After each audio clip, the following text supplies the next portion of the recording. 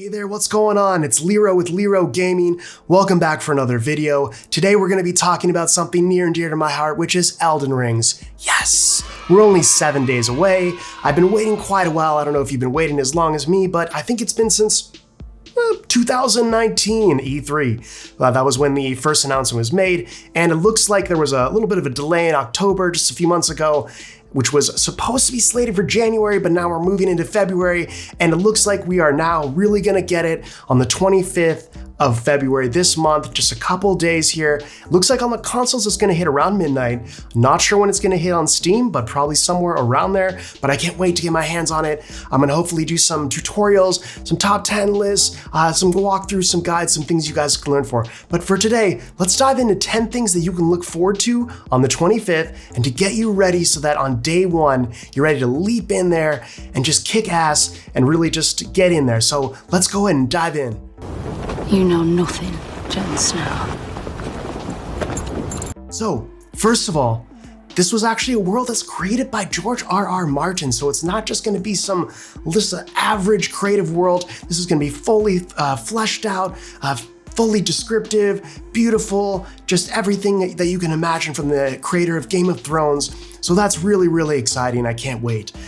Number two, it looks like the review embargo for Elden Rings is going to be delayed till about February 23rd.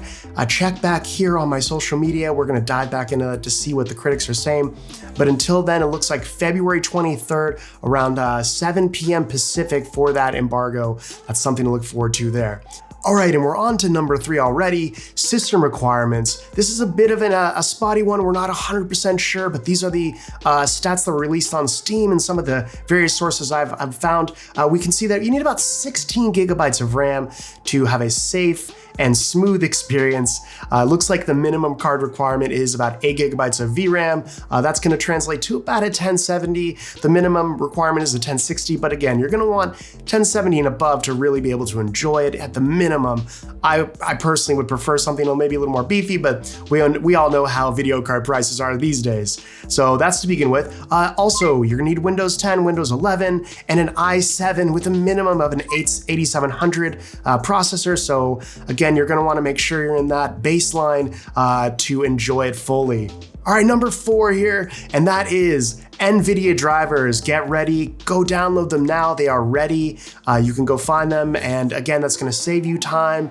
It's gonna make your experience more optimized. I always forget before I launch for the first time to go check, and then I just find out afterwards like, oh my Lord, this perfect driver that would have fixed my lag and stuttering was there the whole time. So that's number 4. Number 5, all right, so how long is this gonna take and what can we really expect from this game? So, I don't know if you play Dark Souls or any of these big open world games. Sometimes they can feel, well, Dark Souls is amazing, but Assassin's Creed, for example, might feel a little hollow just due to the size with AC Valhalla. But in this case, I recommend you take your time, go explore those beautiful pieces of art, those nooks and crannies, and they say it's about 30 hours of total gameplay. Now, I personally think that sounds a bit short, and you might be selling yourself short in terms of just enjoying the full experience. So I would absolutely recommend taking the time, going and finding those beautiful places. Maybe it's gonna be 50 to 100 hours, somewhere in there. That seems to be the going rate. I think 30 hours sounds a bit low. So again, expect minimum 30 hours and hopefully more, something like 50 to 100 hours, maybe a little bit more if you really want to get into it. So that's something to expect right there. All right, and we are on to number 6, and number 6 is, what kind of things can we expect just in terms of gameplay? So you're gonna get PvP, you're gonna get co-op, you're gonna get jumping, riding, stealth, and mounted combat. It turns out that I will talk a little bit about the multiplayer in a few moments, but essentially it's a lot of the same things you see in a lot of other MMORPGs, but I think you're gonna have access to an instant mount, things like that, just things that are going to make your quality of life a little bit better. The graphics and the boss fights especially are always in Dark Souls. I don't know if you played it, but the boss fights are very, very prime.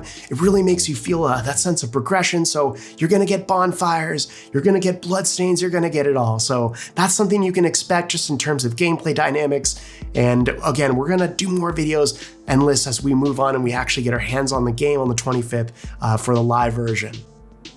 Be prepared to download a AAA title game. I don't know about you, but it seems like we've had a bit of storage creep on a lot of these games, maybe just the nature of the beast, but you can expect to probably download about 40 to 60 gigabytes. I've heard the PlayStation and the Xbox versions are about 40 gigabytes, 45 gigabytes, and that the PC version is about 60, so be prepared for that.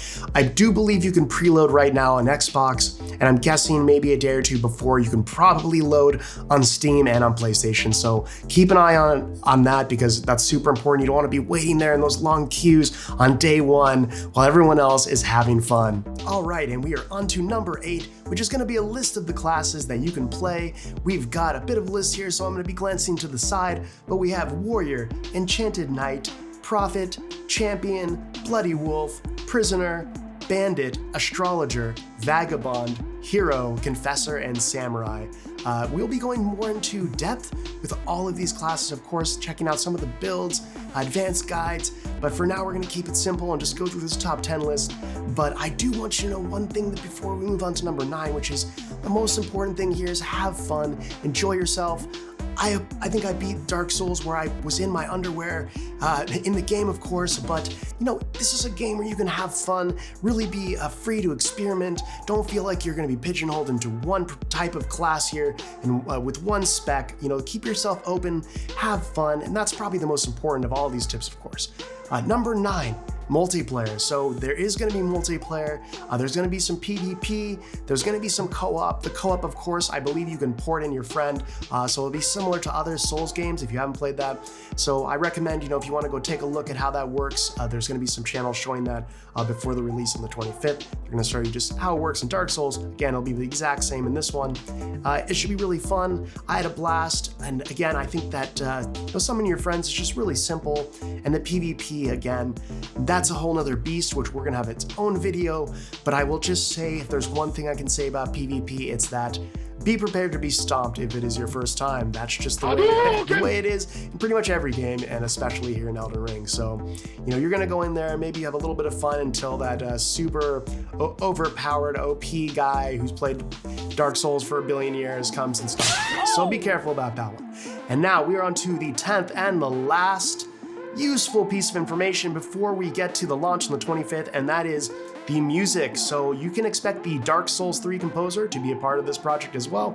I'm a huge fan. I definitely recommend taking a listen to that soundtrack, but you can expect the same here in Elden Ring, so that should be something to look forward to. Really look forward to sharing that with you as well. All right, and that is it for our top 10 list of things you can look forward to. A little bit of tips sprinkled in there.